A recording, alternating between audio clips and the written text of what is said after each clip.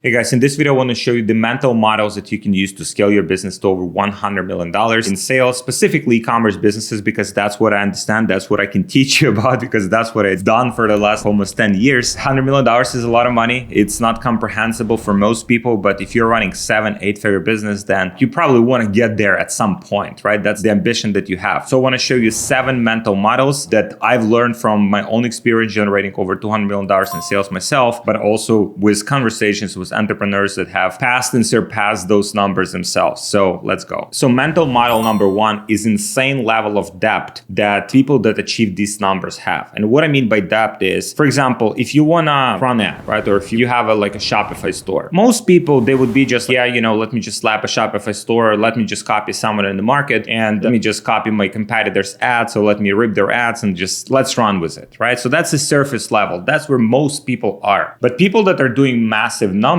they're going so much more in depth with this. So let me show you. So for example, right, this is where most people are. This is the surface level. They kind of rip, what's on the market. They kind of copy their competitors. They're not innovating. They're just copying, right? And some people copy faster, which means if they see something working, they just jump on it right away. And some people just take weeks or months to just copy something. So speed is important there. So if you're copying, at least copy fast. Speed is super important, right? But I don't recommend to copy. I recommend to innovate, right? And I want to show you kind of the mental models there. So for example, if we take one subject here, let's say creatives, right? Because creatives and ads is one of the things that can help you get your business to that number, to $100 million.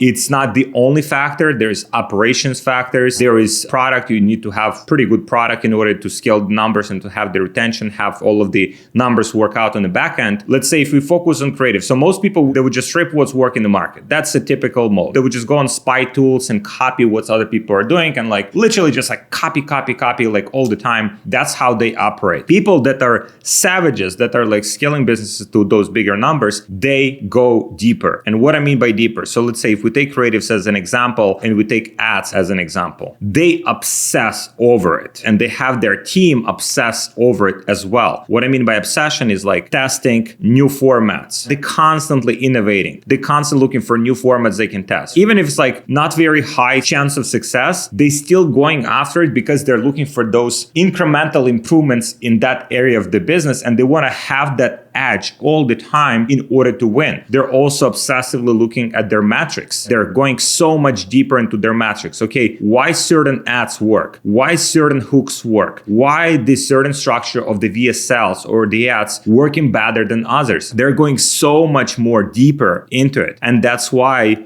over time, that creates a competitive advantage because most people see this space as rip from here. These guys, they just looking at it on a such deeper level. They truly understand the marketing. They truly understand the ads. They truly understand the funnels, economics, average order value, all of these metrics you have to completely obsess about, even as a founder, even if you're already doing 8 figures, you have to obsess over those metrics because you might have great talent on your team, but you should be the engine. You should be someone who's pushing these initiatives, who's calling out people. It's hey, we can do better than that. We can do better ads. We can do better funnels. We can do better creatives. We can have better operation. We can have better product. That vision comes from you. So if we look at one of the most successful brands right now, Rice Superfoods, right? So they have thousands of active ads. Some months they have 6,000-7,000 active ads. So if you look at the quality of content and even just the pure quantity of content they're testing, different formats, different hooks,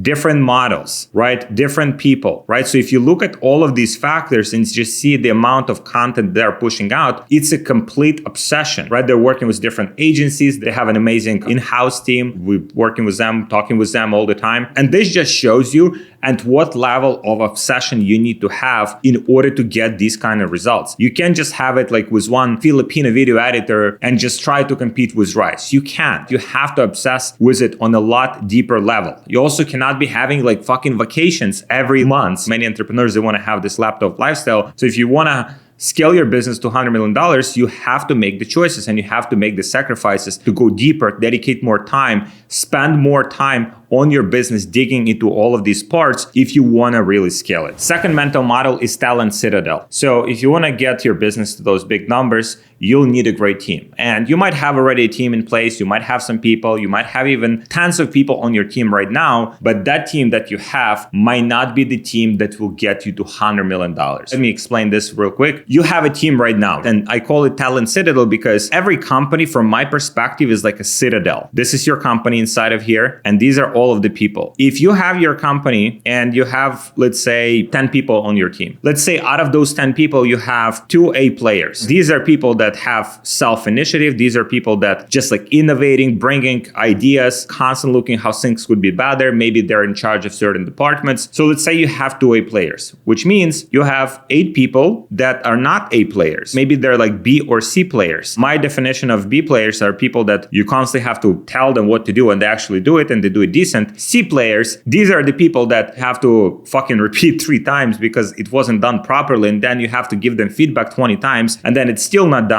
and just complete waste of time, right? So audit your team right now. Do you have B or C players? Because if you let these people into your company, into your citadel here, then these people will slow down your growth like nothing else. So if you have these people, you have to make hard decisions whether to try to up level these B players to A players or let them go, right? And just find better talent. So you have to be very protective who you let into the citadel, which is your business, because this is literally what drives your business. You have your idea, you have your company, you have your product. Every one of these people will take your energy, will take your time to train. And if you just have these like wrong people on your team, the growth will be a lot slower and a lot more painful. And sometimes you'll just hate, kind of like, oh, fuck, I have to talk to this person. Oh, I know this person's not a good fit, but like, you know, like we don't have anyone else and we need someone to do the job. You know, I've been through all of these scenarios myself and I know how painful that is. And at some point you might not even like enjoy getting on the team meeting or talking to that person, and that just removes the love for your company, removes the love for your business. So audit your citadel and make sure that everyone who comes onto your team just levels up the average. Because here, if you have 2 A players, you have 8, let's say B players, the average, right? So it's kind of like maybe B plus, the average talent level of your company. You want to get it to as close to A as possible. Obviously, it's impossible to have everyone in every department of your company have the initiative. Obviously, you also don't want to pay them,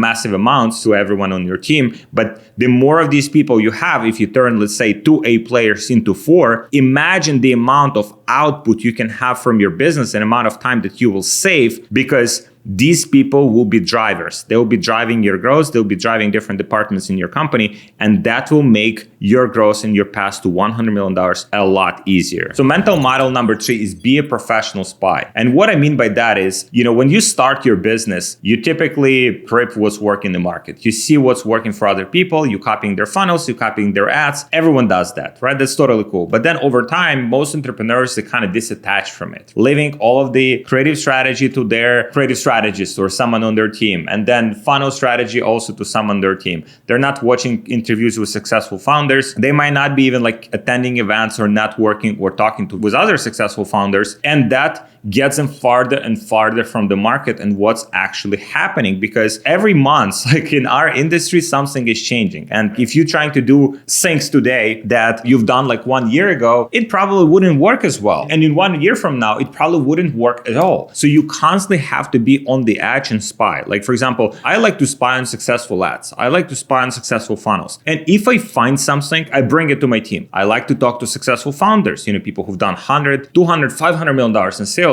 I bring the ideas and I bring them to my team so that my team also sees a bigger picture, sees that there is levels to how they can operate, how they can execute, how they can build, and that helps them to level up as well. So constantly be on that edge, constantly be a spy, because it's a never ending process and it doesn't end, once you hit certain numbers. Once you're like doing good numbers, everything is good, you kind of like can just disattach from it, disattach from the industry, disattach from what's working, and just let it run to your team. They care and they might be phenomenal players, but when you see the idea, you might see that idea from a totally different angle, and you might see exactly how that idea correlates with another idea, because as an entrepreneur, you can connect these dots and people on your team might not be able to do that. So always spy, Always look for what's working in your industry. Talk to other people, go to masterminds, because that will help you to level up and bring those ideas to your team. So fourth mental model is your ceiling is not really a ceiling, it's just a launch pad. It all depends who you surround yourself with. So what I mean by that is, if you surround yourself with 7-figure entrepreneurs and you're doing 7 figures, then you might be thinking 7 figures is normal, 7 figures is acceptable, 7-figure is doable, and you'll be staying on that level. However, let's say you put yourself in the community or environment of everyone who's doing 8 or even 9 figures. Then you'll be the person who does the least amount of volume. So probably be a little bit embarrassed, especially if you're an ambitious individual. You'll be kind of like pushed to think bigger, which is super important. You will see that, okay, maybe you have 10 people on your team or 5 people on your team, or maybe you have like a VA, and then someone has 30 people on their team. And you're like, wait, I can have more people on my team. I can have more freedom in my team. I can make more money in my business. That will just open your horizons and open your mindset, because the only reason you're not doing bigger numbers is because you have not experienced that yourself. Maybe your family, your dad wasn't,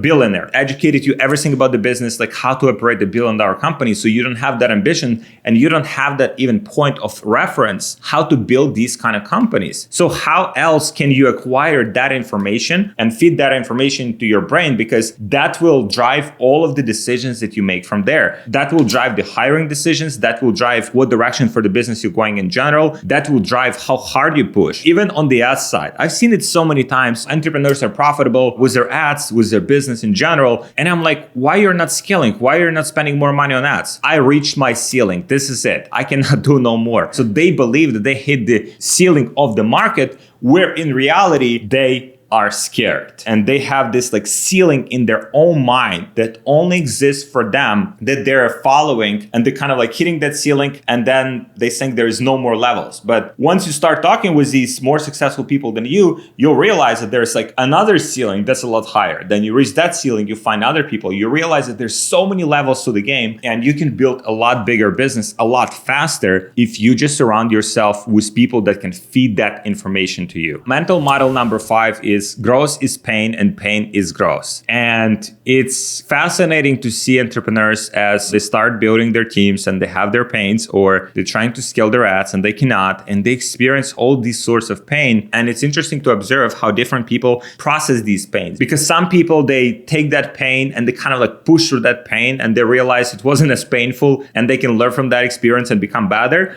And most people are just giving up. And in business, especially if you want to go to those numbers, if you have these like crazy high ambitions, you want to get your business to 9 figures, right? Like this, which is crazy. Let's say $100 million. I'll just write it down here. It's a very, very, very small percentage of all businesses, like 0.0. I don't know the exact amount. I have to check it, but it's like 0.00% of all businesses that ever get to that level. And what you realize that all entrepreneurs that ever get there, the amount of shit that they had to eat, the amount of problems that they had to eat and face is just incomprehensible for most people. The amount of stress, the amount of late nights, the amount of like working on the weekend, the amount of hiring mistakes. Because when you look on Instagram and you look on YouTube and all of these entrepreneurs, they say, yeah, here's how I build a business. And it's like kind of like they're trying to sugarcoat it. And I'm here to tell you exactly how it is, because it's not fucking easy. It's not. If you have these high ambitions, like it will be fucking hard. And you just have to accept that it will be hard. And all of the pains that you face, maybe you hire the wrong person. Maybe your supplier doesn't ship products on time. You have lots of chargebacks. Maybe you lose your merchant account or payment processor. Maybe like your ad account gets shut down. Maybe people don't do their job and you have lots of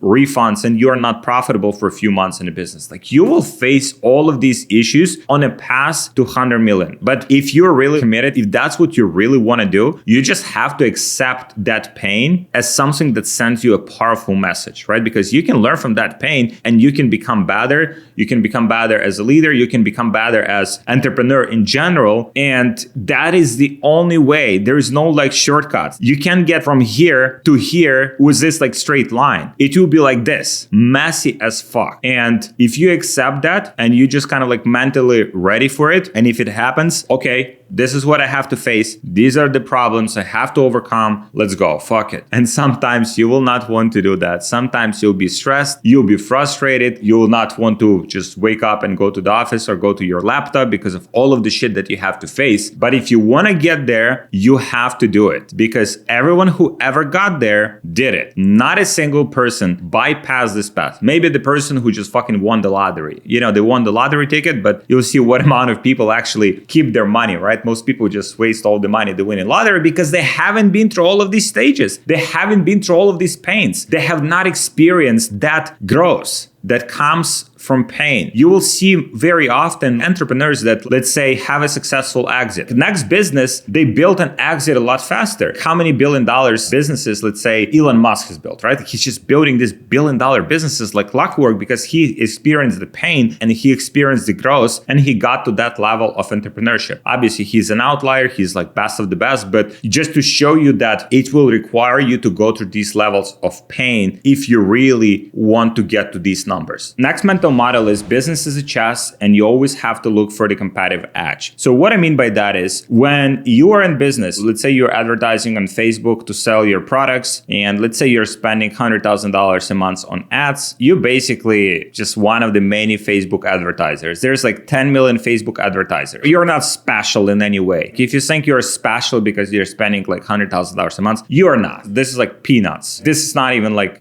measurable impact of Facebook P&L. This is nothing. Let's say you're advertising here and you're selling your product. Let's say you're selling like a pain relief product. Let's say after US market, the whole market is like 300 million people in US. People that are active on Facebook, let's say it's like maybe 100 million people, 150, whatever. You're selling to people that are 45, 55, 65. That market is even smaller. Let's say it's like 50 million people that are active on Facebook, right? So now you might have in that market selling, let's say pain relief device, like 5 main competitors that are selling the products. Maybe they're selling exactly the same product. Maybe they're selling kind of similar product. It doesn't really matter because they're trying to reach the same 50 million consumers that you're trying to reach. If you're selling like pills for pain relief and they're selling patches and someone else is selling gadgets, they're all going after the same audience. And so now you have this small bucket of people, relatively small. And so now all of these fuckers, including yourself and myself, right? We're all trying to hit this market. We're all trying to show our ads and win the auction and win the sale. And so you have to look at all of these people. That comes back to the just spying on who's doing what. What kind of funnels they're running? Are they running like product pages? Are they running advertorials? So if they're running product pages, you can run advertorials. You can run sales funnels. If they're running image ads, you can run VSLs. If they don't have any AI systems, right? You can see that they're not pumping out a lot of ads. You can have AI systems in your business that will help you to pump out more content. By the way, if you need any help with AI systems for your business, specifically for content, for creative, for many different things, just hit me up on Instagram. I have some awesome stuff for people that are already doing numbers that want to level up, scale up. Just DM me AI and I'll see how I can help you. Let's say if they don't have post-purchase upsells and you would have post-purchase upsells. So it's kind of like looking at all of these competitors and seeing how you can beat them. And the best game to be in, it's an economics game. What I mean by that is you basically want to make more from every customer that you're getting. For example, if your competitor has like $70 average order value and you have $120 average order value, you're basically making $50 more from every customer that's buying from you. You have a tremendous competitive advantage. Or for example, if you have subscription in your business and your competitor does not, you would win on that. Over time, you'll stack the subscribers and you know your lifetime value of every subscriber. So then you'd be able to lose money on the front end. All of the successful brands that are just advertising on a massive scale, they're running at like 0.5 to 0.8 return on ad spend. A lot of you guys but I need like 3x ROAS. Like, yes, on the smaller scale, like 100K a month, like few 100K a month, you can do that. But like once you start scaling up, you will have to go negative if you want to compete with big dogs. Again, back to the point, with these big ambitions, it will be a lot of pain. It will be painful to lose money on ads every month. But if you know your numbers, if you know your LTV from every customer, obviously that takes time to understand and see like at least 6 months of data, then you would be able to lose money on the front end. So that is the competitive edge. Like, I mean, who can compete with this company? Who can compete with company that can operate at 0.5 return on ad spend and still grow? The only people who can compete with them are the people that also operate on 0.5, right? So it's basically that market is just like limited to few key players that have that massive momentum. And obviously you can get there, but it will take time in order to compete on that level. But at that level, I mean, you would be spending $100,000, $200,000, $500,000 a day on ads. That's why the ROAS is so low, because you're just exposing your ads to so many people every single day that people simply are not buying. It shows to totally cold audiences, and those people are not as likely to buy, but you just like creating this massive brand awareness. And then if you have Amazon on the back end of your business, or if you have other supplementary channels, you are making your money back. So this is the ecosystem. I have other videos that I created on this topic, how to stack these edges in your business. But that's basically how you create this massive momentum. That's how you scale above 8 figures. You kind of like look at the whole landscape, you identify your competitive edges, and you just go after those edges to